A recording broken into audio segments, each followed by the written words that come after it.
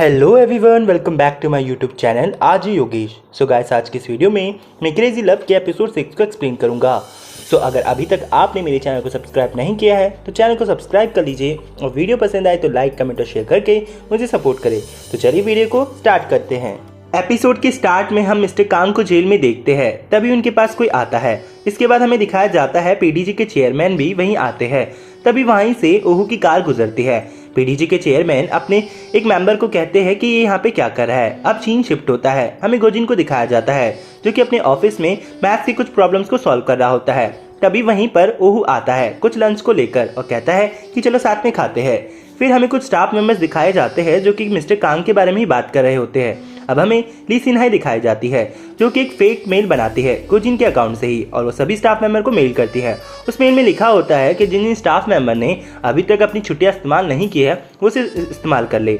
और हाँ, अब से हफ्ते में 2 बार हम कंपनी का एक मीटिंग करवाएंगे और उसमें सारा का सारा डिनर गोजिन की तरफ से होगा।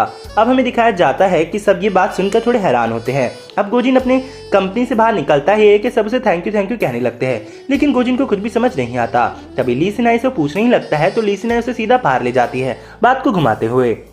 इसके बाद हम पीडीजी के चेयरमैन को कार से कहीं जाते हुए देखते हैं। तभी वो मिस माँ को फोन करते हैं और कहते हैं कि मेरी मिस ली से एक मीटिंग फिक्स कराओ। अब हम देखते हैं गोजिन और ओहू को जो कि मिस्टर कांग से जेल में मिलने गए होते हैं।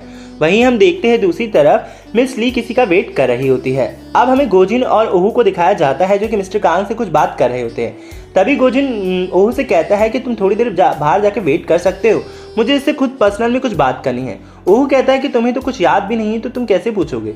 गोजिन कहता है वो देख लेगा। अब हम देखते हैं कि गोजिन मिस्टर कांग से पूछताछ करता है। उससे पूछता है कि तुमने ऐसा क्यों किया।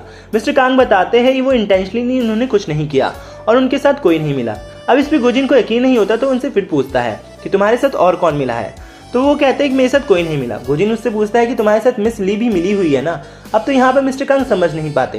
गोजिन कहता है मेरी सेक्रेटरी। अब वहाँ पे मिस्टर कांग कहते हैं कि वो उसे नहीं जानते और वो ऐसा क्यों करेगी। अब हमें गोजिन को दिखाया जाता है जो कि कहीं पर एक बहुत सारा डाटा कलेक्ट करके उसने रखा होता है कि उसे कौन मानना चाहता है। अब हम ली सिन्हाई को पीडीजी के चेयरमैन के साथ एक स्टोर में देखते हैं जहां हम देखते हैं कि पीडीजी के चेयरमैन उससे कहते हैं कि तुम्हें जो भी बैग लेना है तुम ले सकती हो, ये मेरी तरफ से एक एंगेजमेंट गिफ्ट है। अब ये सुन के ली सिन्हाई कहती है उसे नहीं चाहिए। इतने में हम देखते हैं कि वहीं पर पीडीजी के चेयरमैन की वाइफ वहां आ जाती है और वो खूब हंगामा करती है। अब तभी वो अटैक करने लगती है ली सिन्हाई पर कि वहाँ गोजिन आकर उसे बचा लेता है। गोजिन इससे कहता है कि तुम्हारी हिम्मत कैसे मेरी फियांसे पे हाथ लगाने की, मैं तुम्हारे खिलाफ केस करूंगा। अब ये सुनकर पीडीजी के चेयरमैन घबरा जाते हैं तो वो कहता है तुम माफ़ी मांगोगे या क्या करोगे।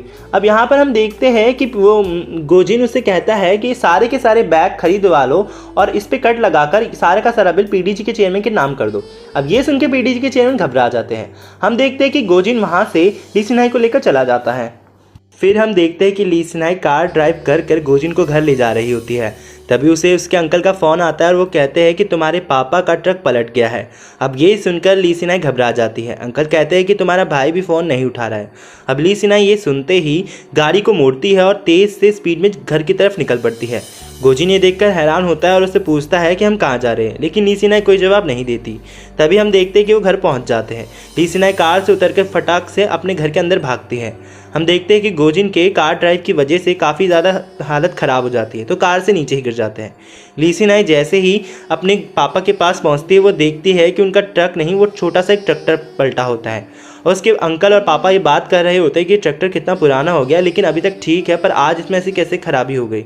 अब ये देखकर ली सिन्हाई को काफ़ी गुस्सा आता है तो वह अपने अंकल और पापा पे गुस्सा करते हुए कहती है कि आपको मुझे पूरी बात बतानी चाहिए, आप ऐसी अधूरी बातें बताकर मुझे काम से ही बुलवा लिया। अब तभी वो कहती है कि मैं चलो घर जा रही हूँ।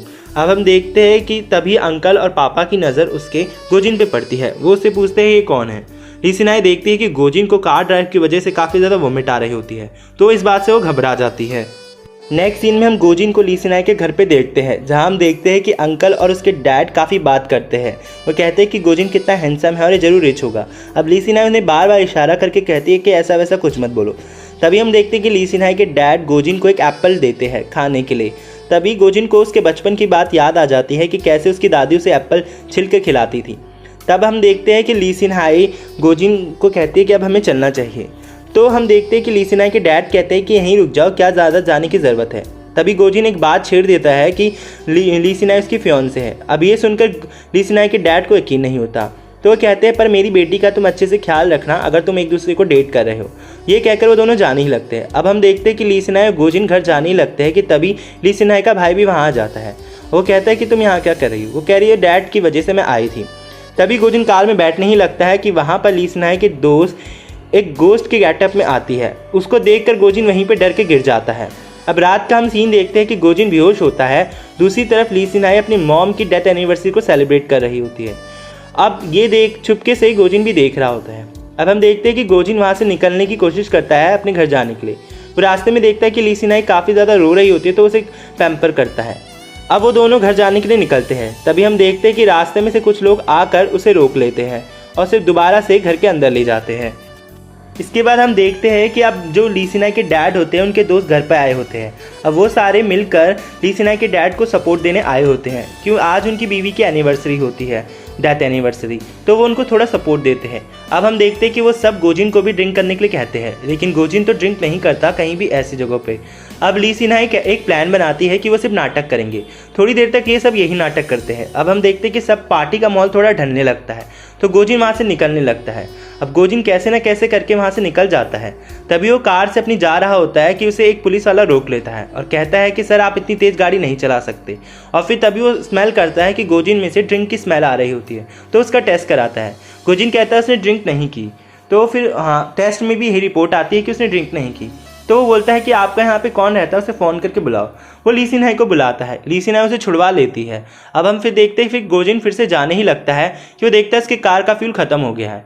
अब तो ली सिनाई कहती है कि आज यहीं रुक जाओ, कल सुबह चले जाना।